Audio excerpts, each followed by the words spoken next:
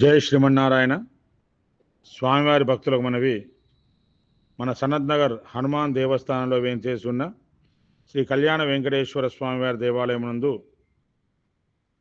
జ్యేష్ఠ మాసం సందర్భంగా జూన్ 14వ తేదీ అనగా రేపటి నుండి శనివారం నుండి జూలై 5వ తేదీ ఆషాఢ శుద్ధ దశమి శనివారం వరకు 21 రోజులు శ్రీ లక్ష్మీ సుదర్శన నరసింహ యాగం ప్రతి సంవత్సరం ఏ విధంగానైతే నిర్వహిస్తామో ఈ సంవత్సరం కూడా భక్తులందరి చేత ప్రత్యేకంగా మరియు సామూహికంగా ఈ యొక్క సుదర్శన యాగాన్ని రేపటి ప్రారంభం చేస్తున్నాం.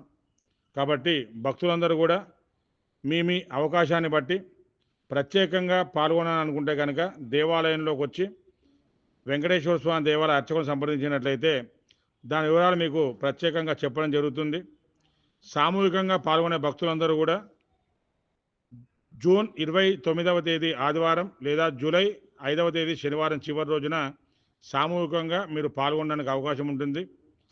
దానికి సంబంధించిన ఈ హోమానికి సంబంధించిన పూజా కార్యక్రమాల వివరాలు, ఫ్లెక్స్, దాని డీటెయిల్స్ అనగా పూజా కార్యక్రమంలో పాల్గొంటే ఏ విధంగా మీరు రుసుములు చెల్లించాలి, దేనికి ఎంత ఖర్చు అవుతుంది, ఏ విధంగా మీరు దాంట్లో ఈ హోమంలో కూర్చోవచ్చు అనే విషయాలన్నీ కూడా మీకు ఫ్లెక్స్లో మెన్షన్ చేశాము, వివరాలుగా మీకు పంపిస్తున్నాము. కాబట్టి భక్తులందరూ కూడా మన సుదర్శన యాగం అనేది ఎంత విశేషమైందని ప్రత్యేకంగా చెప్పే అవసరం లేదు.